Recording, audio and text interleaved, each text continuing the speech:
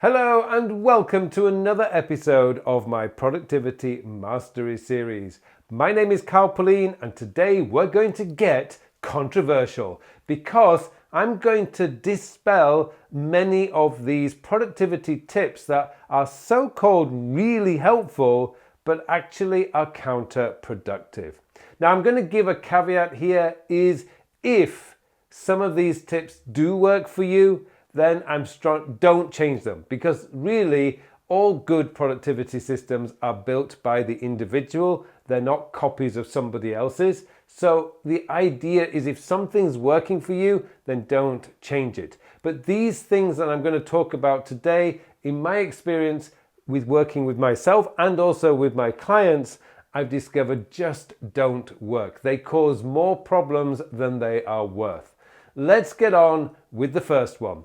The 2-minute rule. Now, the 2-minute rule came about from, I believe, David Allen's Getting Things Done book. And in theory, it's a great idea. Essentially, if a task is going to take 2 minutes or less, do it now.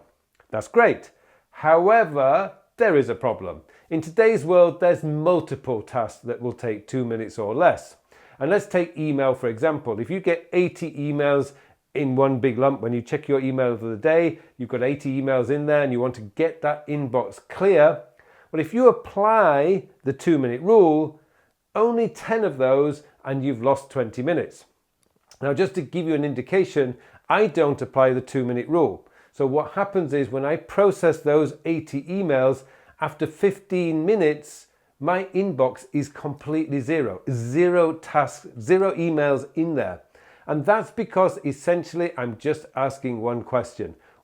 Two questions. What is it and what do I have to do?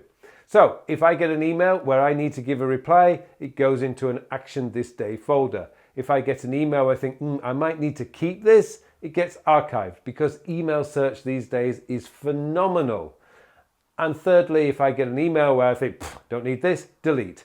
And I've been doing this now for about 6 years. And I've got so fast. Now, you're not going to be able to process 80 emails in 15 minutes initially. But if you practice this art every single day for the next 2 years, you will get fast at it. Because making those decisions, what is it, what do I have to do, just becomes second nature. Sticking with email, let's get on to the next one, which is don't check email first thing in the morning. Ridiculous idea. Now, I understand why people say this. The reason is that you don't want to be distracted and you want to get on with your first focused work session of the day. But let's just reel it back a little bit. I remember reading a biography about Winston Churchill. Now, Winston Churchill wrote speeches and spoke in Parliament, and he needed to know what was going on in the day. 2 things that Winston Churchill did every single morning that we are told is not good. First, he would check his mail. Of course, in those days when Winston Churchill was active, we didn't have email, but he would read all his mail. But he wouldn't be replying to that mail, he'd just be reading the mail, clearing his inbox, if you like. He'd also read the news, he'd read the newspapers. And contrary to popular belief, bad news has been selling for hundreds of years, so most of the news headlines were bad news. But he needed to know what was going on in the world and more specifically what was going on in his world. And the same applies to us today. Email is a way that many people will tell you, can we change this appointment? This meeting that we have arranged for next week that you plan to spend all day working on the presentation is now postponed for 3 months. You need to know that before you start the day.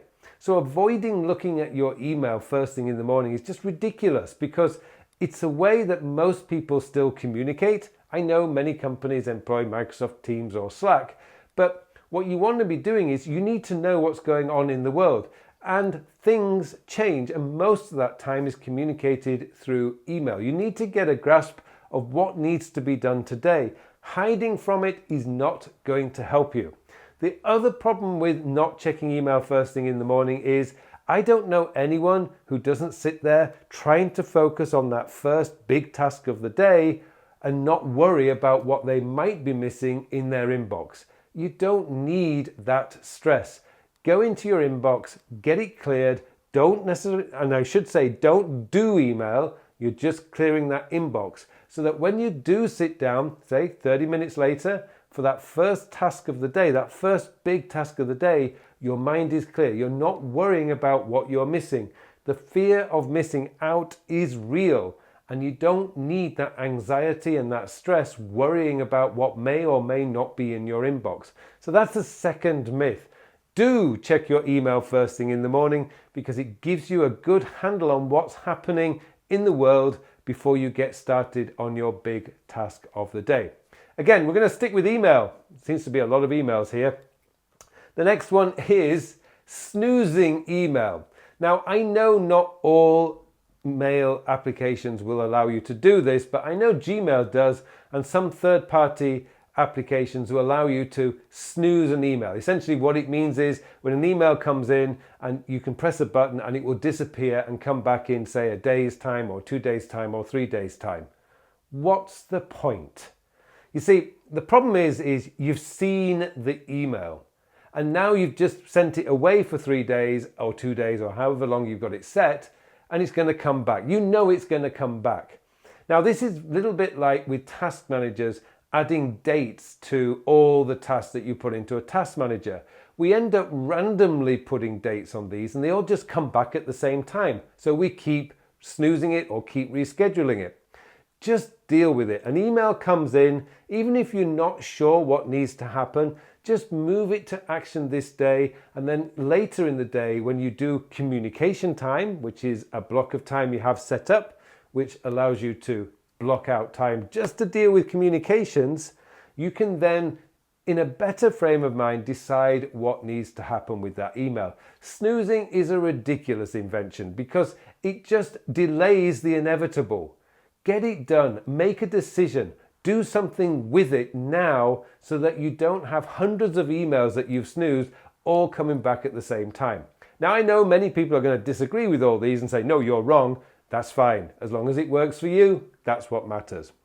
Let's move on into another task that I've seen, another problem that I see, which is micromanaging your calendar. Now this comes from people who don't really understand the concept of time blocking, and what they're doing is saying you block out 15 minutes or 30-minute segments on your calendar for things that you have to do. Now, I don't know about you, but I know that very rarely do meetings go according to schedule. Some meetings tend to underperform, i.e. they finish early.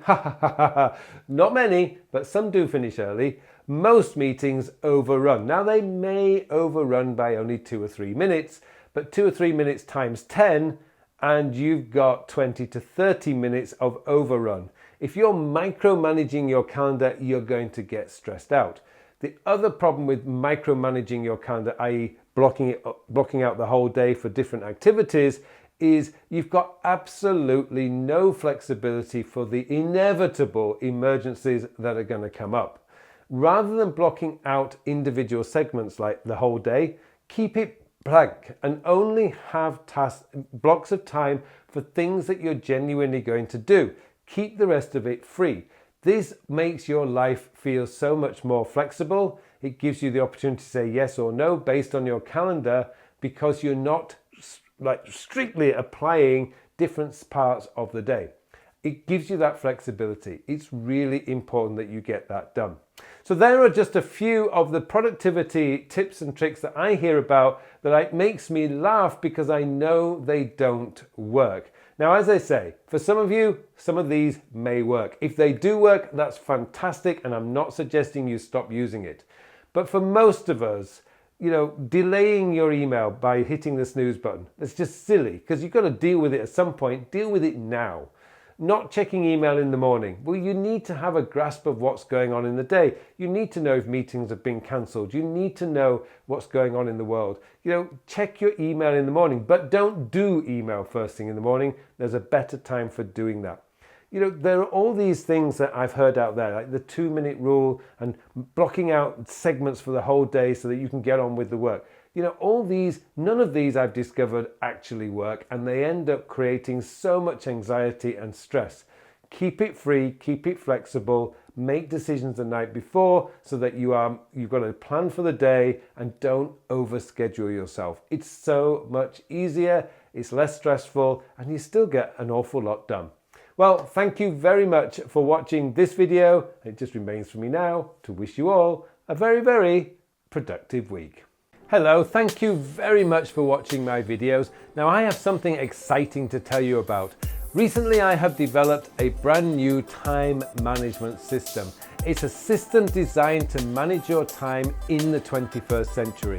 The world has changed a lot over the last 20 years. In fact, it's actually changed a lot this year. And what we need now is a system, a time management system that is very easy to use, easy to maintain, so that you can spend more of your time doing the work. And that's what the time sector system is all about.